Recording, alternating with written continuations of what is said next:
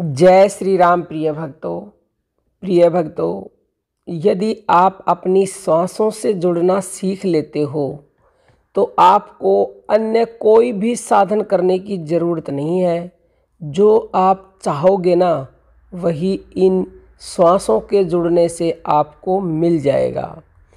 क्यों मिल जाएगा? क्या है ऐसा इन सांसों में कि ये आपको सब कुछ दे देंगी? देखिए, इसके लिए पहले आप इतना समझ लें कि ये सांस ही वो वस्तु है जो इस पूरे ब्रह्मांड में सबसे अधिक शक्तिशाली है। सांस रूपी जो ये मंत्र है, ये परमात्मा ने हम सबको पैदा होते ही दिया है, और ये इसीलिए दिया है कि हम इन श्वासों से अपनी हर इच्छा पूरी कर सकें, हर बीमारी दूर कर सकें, क्योंकि श्वासों में ही वो शक्ति है जिस शक्ति से ये पूरा ब्रह्मांड चल रहा है, जिस शक्ति से आप और हम जिंदा हैं, जिस शक्ति से इंसान जो चाहे वह प्राप्त कर सकता है। तो यदि आप उस शक्ति से जुड़ोगे तो निसंदेह जो चाहोगे वह मिल जाएगा।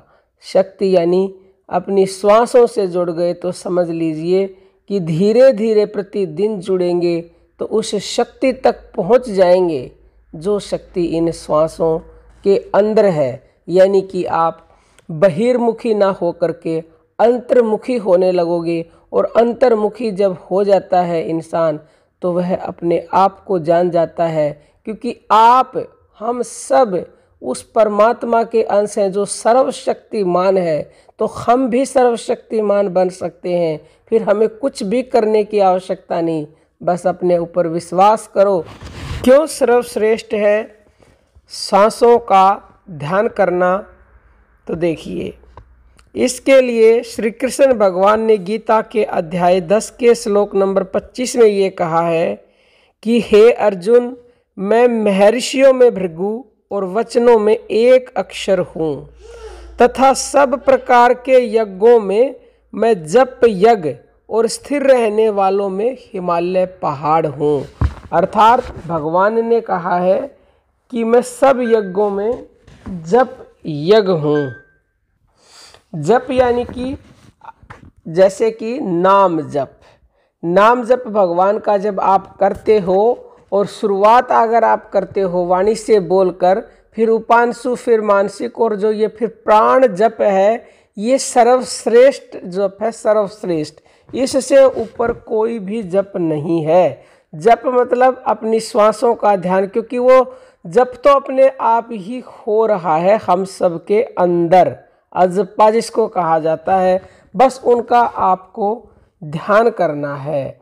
मनुस्मृति में मनु महाराज ने भी कहा है अध्याय 2 के श्लोक नंबर 85 और 86 में कि विधि यज्ञ से जप यज्ञ 10 गुना अधिक फलदायक है।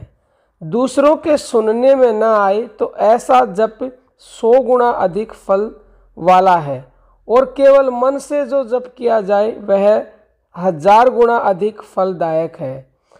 4 प्रकार के यज्ञ और भी हैं, वैश्वदेव, बलिकर्म, नित्य श्राद्ध, अतिथि भोजन, पर यह सभी यज्ञ जप यज्ञ के 16वें भाग को भी नहीं पाते। जप यज्ञ सब यज्ञों में श्रेष्ठ है।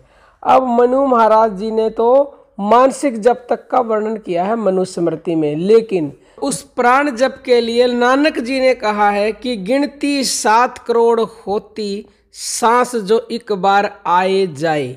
अर्थात यदि आप अपनी श्वासों का ध्यान करते हो, एक बार ऊपर गई और नीचे आई तो 7 करोड़ गुना ज़्यादा फल मिलता है जो आप बोलकर जप करते हो उसकी बजाय। जो प्राण जप है वो पात्रता देख के ही गुरु अपने शिष्य को देता है। अगर आपको यह प्राण जप प्राप्त हो रहा है, सुनने को मिल रहा है, तो आप बहुत ही सौभाग्यशाली हैं। आप इस प्राण जप का अभ्यास करें, अपने मन को श्वासों से जोड़ने का अभ्यास करें। व्यक्ति जप यज्ञ करने से ही सिद्धि को प्राप्त होता है। सारी सिद्धियां उसे प्राप्त हो जाती हैं जप करने से, यानी श्वासों का ध्यान करने से। अर्थात उसे मोक्ष की प्राप्ति हो जाती है और अन्य कुछ यज्ञ कर्म आदि करने की उसे ज़रूरत ही नहीं है। उसे कोई भी और साधन अपनाने की आवश्यकता नहीं है। यदि वह अपने सांसों से जुड़ना सीख लेता है तो वह जो चाहे वह प्राप्त कर सकता है। इसको मंत्र कहा गया है। यही मंत्र सर्वप्रिय है, सर्वश्रेष्ठ है, इसमें 1% भी संशय नहीं है। ये मनुस्मृति में लिखा हुआ है। आगे मनु जी कहते हैं कि शरीर के विषय स्थित आकर आदि जो उत्पत्ति हैं उनको कहता हूँ, जिनके ज्ञान से हमें भूत भविष्य और वर्तमान तीनों कालों का ज्ञान हो जाता है। किससे होता है? हमारे शरीर में जो परमात्मा ने श्वास रूपी मंत्र दिया है उससे। आगे लिखा हुआ है मनुस्मृति में कि श्वास के निकलने में हकार और प्रवेश करने में सकार कहा है। हकार शिव रूप है और सकार शक्ति रूप है। हकार और सकार के भेद बिना स्वर ज्ञान नहीं हो सकता।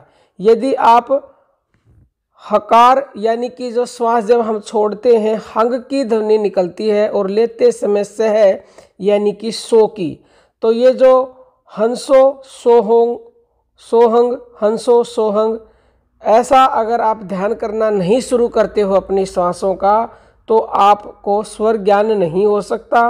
और जब तक आपको स्वर ज्ञान नहीं होगा जब तक आपकी मनचाही इच्छा पूरी नहीं हो सकती। इन दोनों पदों से यानी कि हंसो सोहंग, इन दोनों से ही सर्वदा व्यक्ति को विजय प्राप्त होती है।